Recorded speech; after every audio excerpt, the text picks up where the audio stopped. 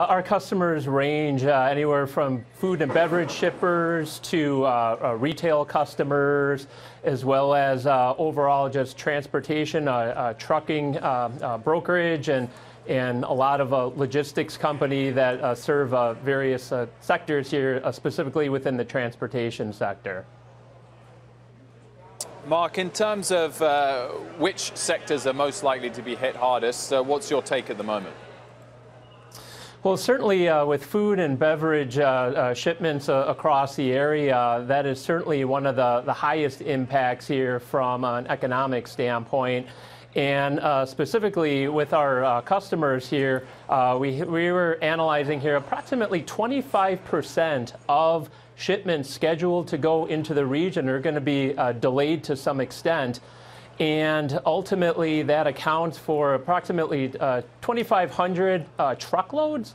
And with those truckloads here, they cost on average about $35,000. So when you add that up there, you're talking about over $100 million here in value.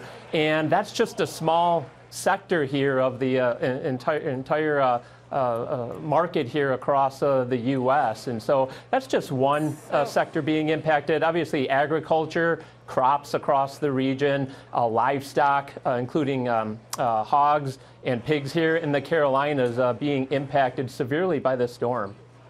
Yeah, apparently North Carolina is the 7th largest poultry producer. Mark, so how much are these transportation networks at a standstill right now because of the storm? And how quickly, with a storm of this magnitude, can they get back online?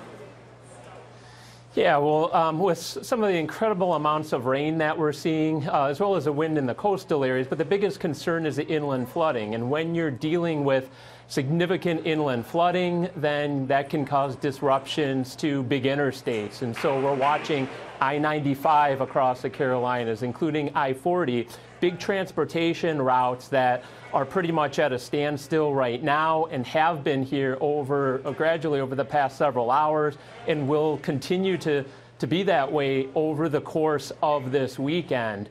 Now, likely we're not going to have any kind of total shutdowns, but that needs to be watched here depending on the exact flooded areas. But because of that, very little or no transportation, with really the next opportunity for things to begin clearing and opening back up again, it's likely not until about Monday or even on into Tuesday.